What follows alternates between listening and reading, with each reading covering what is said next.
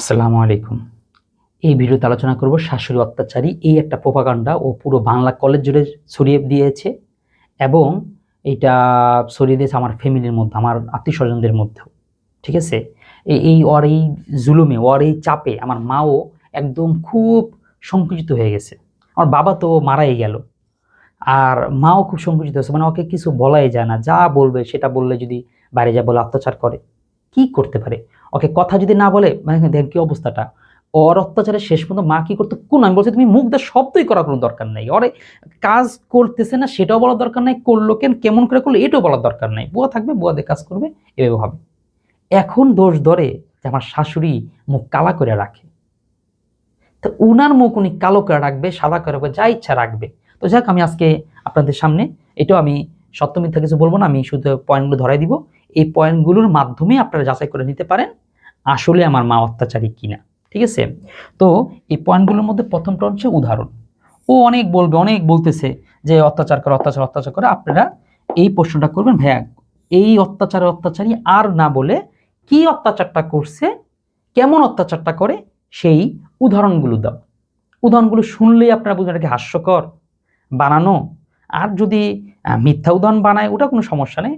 হ্যাঁ, যথেষ্ট ডকুমেন্ট আছে ওর ফ্যামিলি থেকেই, ওর নিজের লোক থেকেই, এরপর হচ্ছে আমারও অডিও টিডিও ক্লিপ টিলিপে, কোনো প্রবলেম নেই। মিথ্যা বলতে চাইলেও বলতে পারবে, এটাও ওর ইচ্ছা। কিন্তু মূলটা চাবেন যে উদাহরণটা দাও, কি এমন অত্যাচার করতো সেটা আমরাও শুনে বলি। এটাকে আসলে অত্যাচারের সংজ্ঞার মধ্যে পড়ে? যেমন এই যে মুখ কালো করে রাখছে, হ্যাঁ এটা অত্যাচার সংজ্ঞার মধ্যে পড়ে কিনা? বা সে আমার সাথে কথা বলছে, আমার সাথে মা রাগারাগি করছে, এটা ওর অত্যাচার হইল কিনা? তো অনেক বিষয় এই উদাহরণগুলো টানবেন, উদাহরণ জিজ্ঞাসা করবেন। তারপরটা দেখি হচ্ছে অভিযোগটি কেন দখলের টান পড়লেই উঠে। মানে বিয়ে হয়েছে পর থেকে কিন্তু এই কথাও বলতো না। সংসার সুন্দর করে চলতেছে, সব ঠিকঠাকই ছিল। যে ওই যে চাকরিটা নিল, যে দখলের টান পড়লো, যে এখানে আসে ওখানে মানুষ জিজ্ঞাসা করে কেন শ্বশুরবাড়ি যাও না, ওই যে তখন থেকে এটা শুরু হয়েছে। এ কেন? শাশুড়ির অত্যাচারে। এবং কেউ দুলাভাই একদিন আমার বলতেছে, বাবা ভাইয়া কি আর বলবো, যে ও তো তোমার মার কথা শুনলি ওর মুখটা কালো হয়ে যায়, ফ্যাকাশ হয়ে যায়, ও তোমার মার। ঠিক আছে? তো দুলাভাইও আমি আমি দুলাভাই শুনে মনে হচ্ছে যে আসলেই আমার মা কিছু তো করবে না, ওর ভালো লাগে না, কিছু তো একটা আছে। এরপরে যেটা হয়, ওই যে পান্নার পরে নয়ন যেবার ওকে নিয়ে আসে, সেইবার হচ্ছে দুলাভাইয়ের সামনে থাকে। তখন নয়ন অনেক কথা বলতে এটা বইলা ফেলায় যে আসলে মূলত নীরবের ওইখানে চাকরি না হওয়া পর্যন্ত আমরা মূলত এই জায়গাটা ছাড়তে পারতেছি না, আমাদের আসলে কিছু করার থাকতেছে না। এই কথা যখন বলছে তখন এই কি বলে, তখন কিন্তু আরিফ দুলাভাই বুঝা ফেলাইছে যে তোমাদের ওই দখল, এতদিন আরিফ যে দুলাভাই অর্থাৎ কুসুমের জামাই সেও জানতো না, তাদের ফ্যামিলির লোক সেও জানতো না যে তারা এই কাজটা করতেছে দখলের জন্য। অথচ বলে বেড়াইতো, স্বয়ং যে আমার মা সেও বলে বেড়াইতো, ইমিউনিটি ছড়াই দিছে যে ওই মহিলা বহুত খারাপ, যে আমার মায়েরারে অত্যাচার করে, এই জন্য যেতে দিই না। ওখানে মানুষদের কাছে, সবার কাছে, এবং কি নিজের কাছেও, মানে কথাটা নিজেরা এতবার প্র্যাকটিস করে ফেলছে যে নিজের ভিতরেও তাদের বিশ্বাস এমনটা হয়ে গেছে। দেখেন না, বাচ্চারা অসুস্থ হলে বলতো আমার জ্বর, ছোটকালে ওই জ্বর পাঁচবার করার অভিনয় করতো, ওই করতে গিয়ে দেখা যায় আসলে জ্বর চলে আসছে। তো ওদের অবস্থা সেরকম। আচ্ছা, তো আপনি এই প্রশ্ন করতে পারবেন যে এই প্রশ্নটাই কেন কেন তোমার টানটা পড়লে। আচ্ছা একটা প্রশ্ন, যে টান ছাড়া ওই দখলের ইস্যুটা উঠার আগে, অর্থাৎ নয়ন ওখানে চাকরি হওয়ার আগে, তখন কেন কখনোই এইটা নিয়ে কথা উঠে নেই? তখন কেন মা ভালো ছিল, তারপর হঠাৎ কেন ওই দখলের পর থেকে অত্যাচারী হয়ে উঠল? কিন্তু হচ্ছে তোমার চেয়ে তোমার মা কিভাবে বেশি জানে। এই যখনই আসতো ওকে প্রশ্ন করতাম যে আচ্ছা বলো, এটা মিটিংয়ের মধ্যে হোক, পারিবারিক মধ্যে হোক, তারপর হচ্ছে আমার একবার জায়ানটা দেয় না, সেই সময় আমি ওই যে সবার সামনে এরকম জিজ্ঞাসা করি, আচ্ছা বলো আমার মা কি অত্যাচারটা করে, কি করে? তো সেই সময় ও কিছু বলতে পারে না। মানে বলতে তো উদাহরণ তো লাগে, ওটা বানায়ও রাখে না। কারণ ওই যে সবার সামনে বলে দেয়, তারা তো জিজ্ঞাসা করে না। আমি তো একটা ফাঁক দিয়ে ধরি, এই জন্য এখন কি বা উদ্যোগ দিতে পারতেছে না। তখন দেখি আমার শাশুড়ি ওরকম ধাক্কা দেয়, বলে কি রে কস না, তোরা যে ভাত খাইতে দেয় না। তার মানে বুঝেন অবস্থা, অত্যাচার অরে করে ও জানে না, এটা হচ্ছে তার মা জাকিয়া বেগম, আমার শাশুড়ি, সে কি বলে, সে ভালোই জানে যে ওকে ভাত খাইতে দেয় না। তো এবং এটা বলার পরে যে ও তখন বলবে হ হ হ ভাত খাইতে দেয় না, সেটাও ও বলতে পারে না। কারণ এরকম ছাড়া মিথ্যা কিভাবে বলবো? তো এইটা একটা প্রশ্ন। তারপর হচ্ছে ঠিক আছে, এই যে আমার মা যে অত্যাচার করে, এই হিসাবে নয়ন ভাই হিসাবে কোনটা পদক্ষেপ কি নেওয়া উচিত না? আবার একটা বলি কেমন অত্যাচার করে, যে ফাতেমার মা, সেটা একবার আমাদের বলছিল, এটার রেকর্ড আছে, এইটার ডকুমেন্ট আছে, এটার হচ্ছে তাদের পরিবারের মধ্যে সাক্ষী আছে, মামা এটার সাক্ষী, মানে ফিরোজ মামা, এটা সাক্ষী হচ্ছে জেনি, এটা সাক্ষী হচ্ছে পান্না। কি বলছিল? বলছিল না তোমার সংসারে দিব না, তোমার মা ওরে 14 তলাতে নিয়ে ফালাই দিব। তার মানে আচ্ছা ঠিক আছে, এটা তাদের কথা অনুযায়ী ফালাই দেয়নি, তো তো বোঝা যাচ্ছে না ফালাই দিবে, এরকম তো হচ্ছে যে ফালাই দেওয়ার জন্য নিশ্চয়ই কোনো না কোনো আমার মা কিছু না কিছু ইনিশিয়েট নিছে, কিছু না একটা করছে, যেটার কারণে তার এত ভয় মনে হয়েছে যে 14 তলাতে নিয়ে ফালাই দিবে। এরকম তো হইতে পারে। যদি এইটাই হয়, এত রিস্ক কিছু থাকে, সেই ফ্যামিলি একটা স্টেপও কি নিবে না, দুইটা মানুষের কাছে কি জানাবে না, কিংবা হয়তো এই মেয়ের আর দিমুই না, অথবা দিমু না। তো এইটা কেমন হয় যে আমার মা 14 তলা থেকে নিয়ে ফালাই দিবে, এত খারাপ। কিন্তু আপনার এই দখল যখন নীরবে এখানে চাকরি পাবে, তারপর তো আমার ভালো হয়, তখন আর সে মা 14 তলা ফালাবে না। এটা কেমনে, মানে এই লজিকের সাথে এই লজিকটা কেমনে গেল? তারপরে হচ্ছে মানুষ তো এটা ছাড়ানোর জিডি করে, যেমন আমার যাগুলো করছে আমি প্রত্যেকটা কাজ জিডি করে করে করে করে তারপরে রাখছি, যাতে কোনোদিন আমি জানি কোনোদিন এটা কাজে লাগবে। আর ওরা এই জায়গায় আসলে ধরা খেয়ে গেছে, আর এই জায়গাটাতে ওদের রাগ বেশি যে আমি কেন এই ডকুমেন্টগুলো রাখলাম। ঠিক আছে, তো এটা কাজ তো করো। আপনি প্রশ্ন করবেন, আচ্ছা এই যে অত্যাচার করে, আর অত্যাচার তো কম অত্যাচার, বড় অত্যাচার করলে একদম ছাদ থেকে ফেলাই দিবে। তারপরে যে এরকম বা এত অত্যাচার করে যখন মরে যেতে মনে চায়, এরকম যদি হয় তাহলে একটা পদক্ষেপ কি নেবেন, একটা জিডি কিংবা একটা সালিশের ব্যবস্থা। আমি বারবার বলছি একটা সালিশ বসান। কেন সালিশ বসাইলো না? সালিশ আপনাদের ওখানে বসানোর সমস্যা, আমি বলছি তাহলে পান্নার বাসায় বসান, সেখানে সমস্যা, আমার বাসায় বসান। এইখানেও সমস্যা, তাহলে থানার উপরতলায় এরকম একটা স্পেসই থাকে সালিশ বসানোর জন্য, কথা বলার জন্য, সেখানে এসে বসান। এবং আমি কিন্তু কাগজও লিখছি, ওই কাগজের মধ্যে এরকম উল্লেখ করছি যে যদি আমার মা অত্যাচার, মানে আসলে এটা একটা ভমকে ফেলাইছে, সরাই ফেলাইছে, আমার মার মনে কষ্ট যে আমি বাবা কি করলাম, তুই এটা কি বলে আইলি, খালি আমি অত্যাচার করি, আমি মারি, আমি কি মারি সেটা আমি প্রশ্ন করলে ও দেয় না, ওর মাও দেয় না। এবং ওর ভাই অবশ্য পান না, তারপর নয় ওরা বকা টকা দিচ্ছে যে এই এগুলা কি বলস, শাশুড়ি কিছুই তো আর কইতেই পারবো না, তুই নিজে কাজ করবি না, না করে আবার এদিকে আমার বাসায় এসে উঠা থাকবি, আর এদিকে বলবি যে শাশুড়ি কাজ করে, তুই তো শাশুড়ি থাকলিই না, আবার কেমনে বলতো শাশুড়ি তারা কাজ করায়। আর এমন কোন সময় তো জানা যে সবসময় কি থাকে, ঘরে বুয়া থাকে, ও এটাই বলে যে কোন সময় বুয়া নাই। দেখেন কাজের একটা বিষয়, অত্যাচারের কথা যেটা আসছে তাই এই কথাটা আসবে, বলবো যে কাজ করায়। তাহলে এইখানে কিছু প্রশ্ন করতে পারেন, সেটা হচ্ছে কি কি কাজ করাইতো। এটা আমি আপনার সাথে করে রাখতেছি, ও একদিন আমার মার কিচ্ছু ধোয় নাই, বাবার কিচ্ছু ধোয় নাই, একদিনও না, কোনোদিনও না, মশাই টাঙানো সেটাও না। তার মানে আমার বাবাটা পুরো আলাদা, তাদের কোনো কাজও করেনি, কোনো কাজ না। হয়তো আমার বাবার যদি কোনোদিন কি বলবো শাক আনছে যদি বাচ্চা, তা ওটা ঘরের কাজ, এটা বাবার কাজ না। বাবার কোনো কাজ লুঙ্গি ধোয়া, ভাঁজ করে রাখা, এটুকু না, না ঠিক আছে, বাবার কাজ মার কাজ সে করতো। আমাদের দিক থেকে আমার ছোট ভাই ওর কাপড় ধোয়া নিয়ে যেতে, ভাই ভাবি এরকম জিনিস, সে খালি ঝগড়া করে কোনো একটা ইস্যু দিয়ে চলে যায়, এই জন্য ও ওয়াশিং মেশিনে নিয়ে আসছে, ও আর কাপড় ও নিজে ধোয়।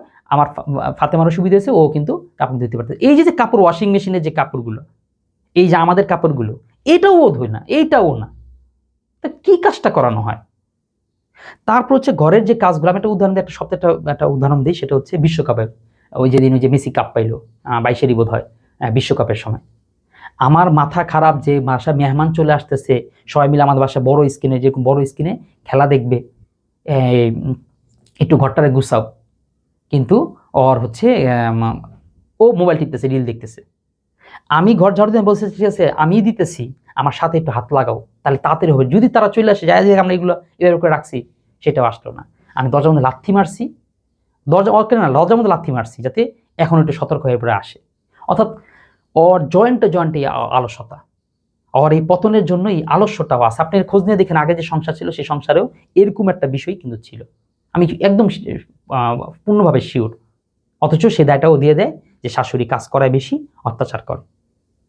আর যদি আমার কাজ, ও একদিন আমার একটা লুঙ্গি ধুইছিল, লুঙ্গিতে দেখো তোমার লুঙ্গি কিন্তু ধুইছি, এটা বহুত দিন কথা বলছে।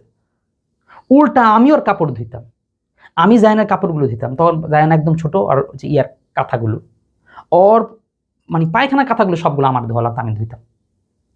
ঠিক আছে, খারাপ লাগতো না, মানে ও ও অবশ্য ঘরের কাজগুলো থেকে রান্না বান্নার কাজটাও করতো। ঠিক আছে, তা এতভাবে সুবিধা করে দিছি, কোন কাজটা করা লাগতো, আবার কি তার সাথে বুয়াও থাকতো। তো যাই হোক, এটা অন্য বিষয় গেছে, আপনার এই প্রশ্নগুলো করবেন। তার পদক্ষেপ কি দিচ্ছে, সাক্ষী বা ডকুমেন্ট, ওর কি কোনো সাক্ষী আছে বা ডকুমেন্ট আছে কিনা। কিন্তু ও যে এগুলো মিথ্যা সেটা যেন আমার যথেষ্ট ডকুমেন্ট আছে, মানে বিষয়টা হচ্ছে এরকম, ও বিচার দিতেছে, বিচার হিসেবে ডকুমেন্ট ওর সাব্যস্ত করে রাখা লাগে, কিন্তু আমি নিজে সেফ থাকা যে আমাকে ডকুমেন্ট সংগ্রহ করা লাগছে সাক্ষী। এবং সাক্ষী যদি সহজ করে বলি, সাক্ষী ও ওর ফ্যামিলি, আমি যদি আমার সাক্ষী তো আমার কথা বলবেই, আমার মা ভাই বোন তো আমার কথা বলবেই, আমার দরকার নাই। ও ওর ফ্যামিলি থেকে ওর দুলাভাইয়েরও সাক্ষী পাই না এই কথা প্রমাণ করাক যে আমার মা আসলে অত্যাচার করতো, কি অত্যাচার করতো, এগুলো নিয়ে যে ভিড় যে এখানে বারবার হয়ে গেছে, বারবার যে ওইখানে কোন প্রমাণ দিতে পারে নাই, কথা যে বলতে পারে নাই, এটা যে 3-4 বার বসছে, 3-4বারই ও এটা ফেল করছে, এই সাক্ষী আছে। এমন সেই জন্যই বললাম ও যাতে ওর ফ্যামিলিতে একটা সাক্ষী বানায়, যে সাক্ষী কথা বলে যে আসলে অত্যাচার। এটা ওর মা নয়ন আর পান্না হলে হবে না, কারণ ওরা তো স্বার্থবাদী, ওদের স্বার্থ আছে, এটা মিথ্যা কথা বলতে ওদের মুখে বাজেও না, বলে ফেলবে। তো আমি বললাম হচ্ছে কুসুমের যে স্বামী, যে সেটা হচ্ছে কে, আরিফ দুলাভাই, সে দুলাভাইকে জিজ্ঞাসা করেন, তাইলেই পাওয়া যাবে। ঠিক আছে, সাক্ষী এটা পাবেন। এরপর হচ্ছে অভিযোগকারীর বিশ্বাসযোগ্যতা, এটা ফাতেমার অভিযোগ, তাই না, ও শাশুড়ি অত্যাচার করে। এখন আমার মার বিশ্বাসযোগ্যতা খুঁজে নেন, ওর বিশ্বাসযোগ্যতা খুঁজে নেন। হয় এখানে আমার মা মিথ্যা বলতেছে বা আমরা মিথ্যা বলতেছি, অথবা ও মিথ্যা বলতেছে। এখন দেখেন ওর কথিত রেকর্ড আছে এরকম মিথ্যা বলার, বা ও কি আরো এরকম কাজগুলো করছে? যদি এটা হয় তাহলে ও মিথ্যা বলতেছে। আর যদি এরকম হয় যে আমি, আমার মা, আমাদের এরকম মিথ্যা বলার অনেক অভ্যাস আছে, বা আমাদের এই কার্যক্রমের মধ্যে আপনারা আরো অনেকগুলো মিথ্যা পেয়ে গেছেন, আমরা একদম সুন্দর রস দিয়ে খালি মিথ্যা বলি, যদি হয় তাহলে তাহলে ওর সত্যি মিথ্যা। তো এই জিনিসটাই বিশ্বাসযোগ্যতার দিয়েও আপনারা মাপতে পারেন। আর একটা হচ্ছে বক্তব্যের মিল, দুজনের দ্বারা করান। ওই নয়নডে বলে আমি বলে দিয়েছি, ওরা বানাইলে তারপরে ভুল করবে। যে দেখেন না গোয়েন্দারা বের করে কিভাবে, দুইজনের তথ্য নেয়, দুজনকে বসায়, দুজনকে আলাদা আলাদা ইনফরমেশন নেয়। যদি সত্য হয় তা দুজন ইনফরমেশন মিলবে, মিথ্যা হলে মিলবে না। এই ঘটনাও ঘটছে। নয়নেরটা বলে পান্নারটা, আমি পান্নাকে কথা মানে পান্না আপুতন বলতাম, এই কথা বলছি। আচ্ছা আপনারা কি মিথ্যাটা প্র্যাকটিস করে নেন না? আপনার ভাই বলতেছে এই চাকরিটা সে কত কষ্ট করে দিছে, আর আপনি দিকে বলতেছেন এই চাকরির জন্য নাকি এই ফাতেমা অনেক কষ্ট করছে। আপনার মা আবার বলতেছে যে কি বলে, আপনার জন্য নাকি এই চাকরিটা করা লাগতেছে। তাহলে আপনাদের আসলে কে? আপনি তো একজন একজনকে কোর্টে বলতে দিয়েছেন, মাঝখানে ফুটবলের মতন খেলতেছেন হচ্ছে আমাদের 3জনকে নিয়ে, আমাকে ফাতেমা আর হচ্ছে আমার সন্তান নিয়ে আপনারা খেলতেছেন। অর্থাৎ তাদের বক্তব্য মিল নেই। তো আপনি তাদের বক্তব্যগুলো কি অত্যাচার করা মার থেকে শুনবেন, কি অত্যাচার করা ভাই থেকে শুনবেন, কি অত্যাচার করা ফাতেমা থেকে শুনবেন। 3জনের বক্তব্য যদি মিলে যায় তাহলে বুঝবেন যে আসলেই তো করছে। আর যদি না মিলে তাহলে তো বুঝতে পারেন। আর একটা সর্বশেষ দিলাম ইন্টারেস্ট। এটা হচ্ছে দুনিয়ার সমস্ত কেস সলভ করার একদম প্রথম হাতে মানে চাবিকাঠি। যে খুন হলে মার্ডার, মোটিভ অফ মার্ডার যেটা মোটিভটা কি? এই মিথ্যাটা, এই যে প্রোপাগান্ডা ছড়ানোটা ওর জন্য কি জরুরি? যেমন আমার মা ওকে অত্যাচার করে সে কি গেইন করতে পারে, তার মোটিভটা কি হতে পারে, সে কি অর্জন করতে পারে, কিছু জায়গা, কিছু সম্পদ, কিছু স্বর্ণ, কিছু গয়না, কি অর্জন করতে পারে, তার এরকম অত্যাচার করা লাগে বা তার দরকার। কিন্তু ওর এই নেগেটিভটা ছড়ানো তো ওর জন্য খুব জরুরি, কারণ এটা ছড়াইলেই ও গিয়ে সে দখলটা ধরে রাখতে পারে, ওদের দখলটা থাকে, ওর মার সুবিধা, ভাইয়ের সুবিধা, বোনের সুবিধা, প্রত্যেকের সুবিধা। তো আমি এই তো দিয়ে দিলাম, আমি এটার কোনো সত্য মিথ্যা কিছুই বললাম না, আমি এইটা রাখলাম। এরপরে এইটার হচ্ছে উত্তর আপনারা নিজেরা, বিবেক তো আপনাদের অবশ্যই আছে, সেটাকে খাটান, ব্যবহার করেন। না হলে আমাকে আরো সেকে ধরেন, আরো প্রশ্ন করেন। যদি আমার মধ্যে দুর্বলতা থাকে তাহলে আমি আটকে যাব, পারবো না। আর যদি না থাকে, ওরা যদি দুর্বল থাকে ওরা আটকে যাবে, ওরা পারবে না। এইভাবে আপনারা প্রশ্ন করেন। আর সর্বশেষ হচ্ছে আমি জাকিয়া বেগমের কথা, জাকিয়া ভার্সেস ঝর্ণা, এই তুলনাটা করি। আমার মার সম্পর্কে খোঁজ নেন, তার এরকম কি কোনো রেকর্ড আছে কিনা, ওই মেয়ের সংসার, ছেলের সংসার, অমুকের সংসার, পোলার সংসার, এমন সংসারে সে হস্তক্ষেপ করে, নাক গলিয়ে এরকম করে অত্যাচার করে, তার এই রেকর্ড আছে কিনা।